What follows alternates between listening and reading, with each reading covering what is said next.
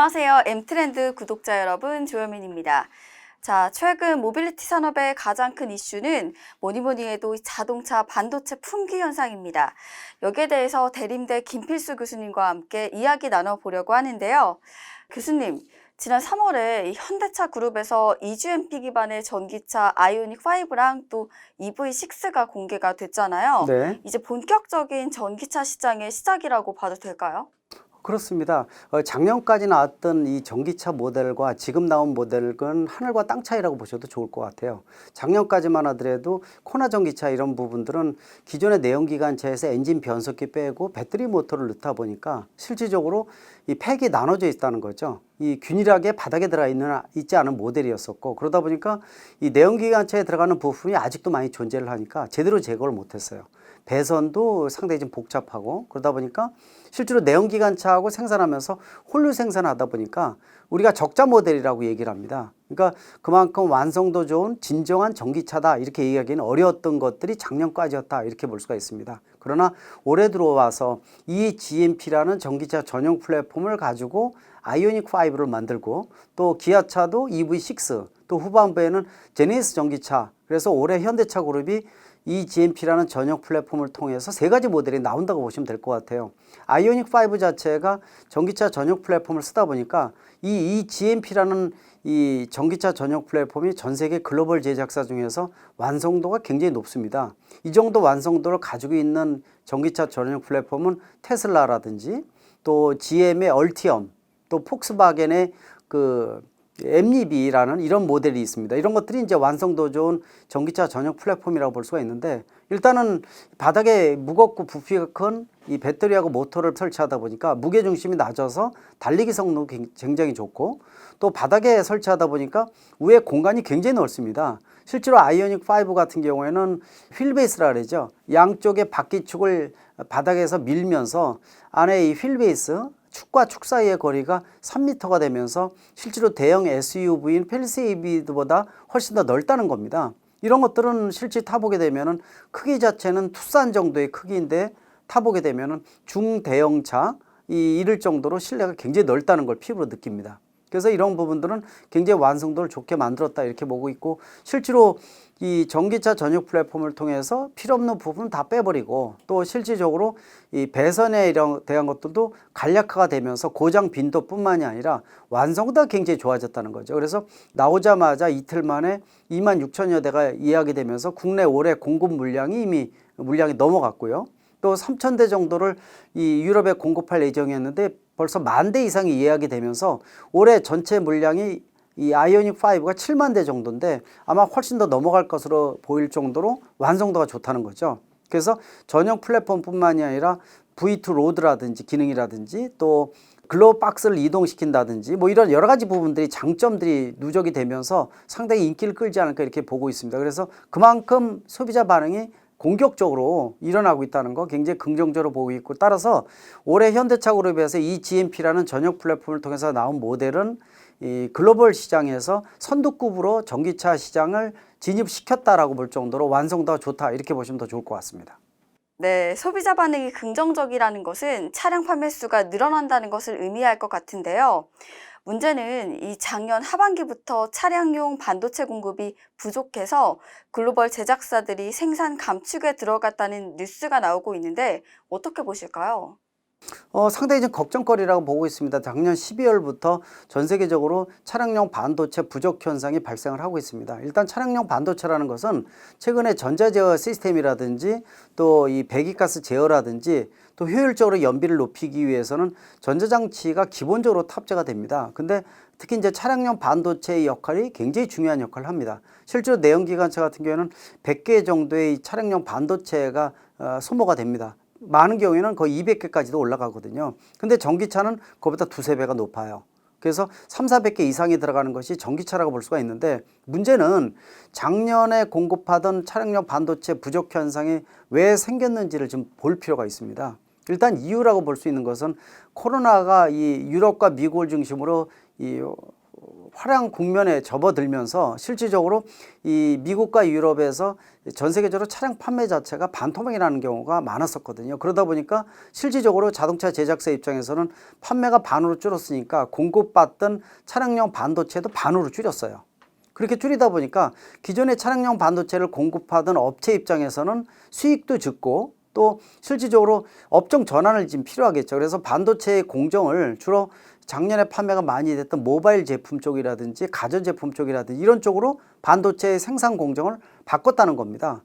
그쪽으로 옮기다 보니까 수익은 훨씬 더 좋아지면서 화려한 국면이 되다 보니까 차량용 반도체를 뭐 다른 분야로 많이 공급했다 이렇게 볼 수가 있는 거죠. 근데 작년 말부터 이 미국과 유럽을 중심으로 해서 글로벌 코로나 팬데믹이 벗어나기 시작을 하면서 원래대로 차량을 본격 생산하기 시작을 했어요. 그러다 보니까 다시 이 반도체 업체에다가 이 물량을 다시 늘려주세요라고 요구를 했더니 이 차량용 반도체 이 업체 입장에서는 굳이 이거를 돌아갈 필요가 없다는 거죠. 수익도 저쪽이 훨씬 더 좋고 그 다음에 한 번 옮겨간 것은 바로 이쪽으로 옮겨오기가 상당히 어렵습니다. 특히 차량용 이 반도체는 비메모리 반도체라고 해서 다품종 소량 생산을 하고 있어요. 그러다 보니까 수익은 적으면서 일거리는 굉장히 많은 게 차량용 반도체라고 볼 수가 있거든요. 그러다 보니까 이게 늦어지기 시작을 한 겁니다. 그러다 보니까 전 세계적으로 이 차량용 반도체 공급이 안 되다 보니까 실제로 이 내연기관차 같은 경우에는 부품에 한 개만 없어도 차 완성차를 만들지 못합니다.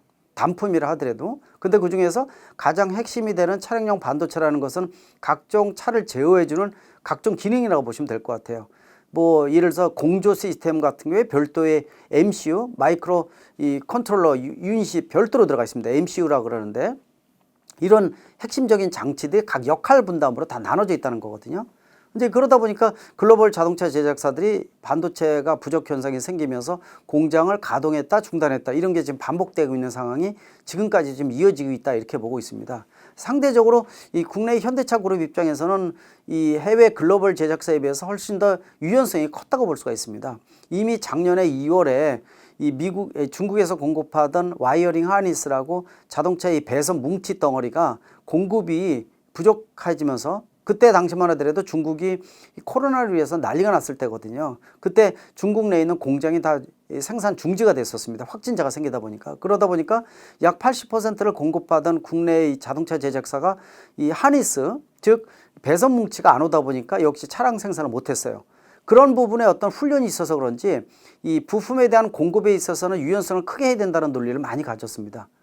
더욱이 이제 작년에 국내 내수 시장을 기반으로 해서 이 다른 국가 대비해서 국내는 대성공을 거둘 정도로 자동차 판매가 활성화됐다고 볼 수가 있습니다. 일단 유럽과 같이 도시 봉쇄 같은 것들이 없었고요. 또 나만의 안전한 이동 수단에 대한 욕구가 강하다 보니까 운전자들이 다 모두 차를 구입하는 현상이 생겼어요. 그러다 초보 운전자나 고령자까지도 신차를 구비하는 이런 특성이 있었고 또 정부에서도 개별 소비세 인하 등 차량 활성화 정책을 많이 펴줬었고요. 또 현대차 그룹을 중심으로 해서 신차가 많이 출시가 되면서 이런 삼박자가 나오면서 작년 전반기만 하더라도 OECD 국가 대비해서 6.6%가 도리어 상승하는 반토막이 아니라 상승하는 이런 어떻게 보면 국내 시장에서 대박이 났었죠. 그러다 보니까 굳이 이 차량용 반도체를 공급량을 줄일 필요가 없었습니다. 잘 돌아갔다는 얘기죠. 그러다 보니까 또 훈련도 돼 있다 보니까 이거 확보를 좀 해야 되겠다라는 생각을 가지고 차량용 반도체 공급을 받다 보니까 다른 글로벌 제작사에 비해서 현대차 그룹은 차량용 반도체 부족 현상이 지금까지 없었어요. 근데 앞으로가 문제다 분명히 말씀드릴 수가 있습니다. 네, 글로벌 제작사들의 반도체 수요 감소로 인해서 이런 악재가 발생했다고 말씀해 주셨는데 혹시 다른 요인도 있을까요? 일단 기존의 업체들이 차량용 반도체 공정으로 다시 돌아오는 것도 시간이 걸리는데 세계적인 3위인 르네사스 같은 일본사 같은 경우에도 화재가 생기면서 아마 정상 가동하기에는 3개월 정도 걸린다고 볼 수가 있거든요. 또 이 차량용 반도체를 비롯해서 파운드리 쪽에 가장 세계 1위라고 볼 수 있는 대만의 TSMC 같은 경우에는 지금 주문량이 폭주를 하고 있습니다. 얼마 전에 국내에서도 정부 기관이 직접 그 TSMC를 방문을 해서 차량용 반도체 공급을 대한민국에 좀 공급을 많이 해달라고 요청을 할 정도로 쫓아가고 있는 상태인데 대만 같은 경우에도 지금 이 가뭄이 굉장히 심합니다. 대만이. 그러다 보니까 실제로 이 용수의 확보가 굉장히 어려워지고 있거든요. 근데 차량용 반도체 반도체에 들어가는 공업 용수는 굉장히 청정 이 용수여야 된다는 거죠. 그래서 아직까지는 부족 현상이 그렇게 없다 이렇게 보고 있지만은 향후 부족할 가능성이 상당히 크다고 볼 수가 있거든요. 또 미국 남부 쪽 텍사스 주를 비롯해서 한파가 몰아치면서 그쪽에 있는 삼성전자부터 각종 인피니엄부터 반도체 공장이 상당히 많이 들어서 있는 주인데 그쪽이 전기 공급이 차단되고 이 혹한이 오다 보니까 이 공장 정지가 된 것들이 굉장히 길게 이어진다고 했죠. 이런 것들이 모두 다 악재가 반복이 되고 누적이 되다 보니까 차량용 반도체의 어떤 공급 물량이 더더욱 부족한 현상이 가속화되고 있어서 국내에서도 향후 한 1개월 정도 지난다면은 부족 현상이 수면 위로 오를 것으로 보고 있기 때문에 지금 현재 현대차 그룹도 비상 체제를 진행을 본격화 시작했다라고 측면에서 향후 고민거리는 늘어난다고 볼 수가 있습니다.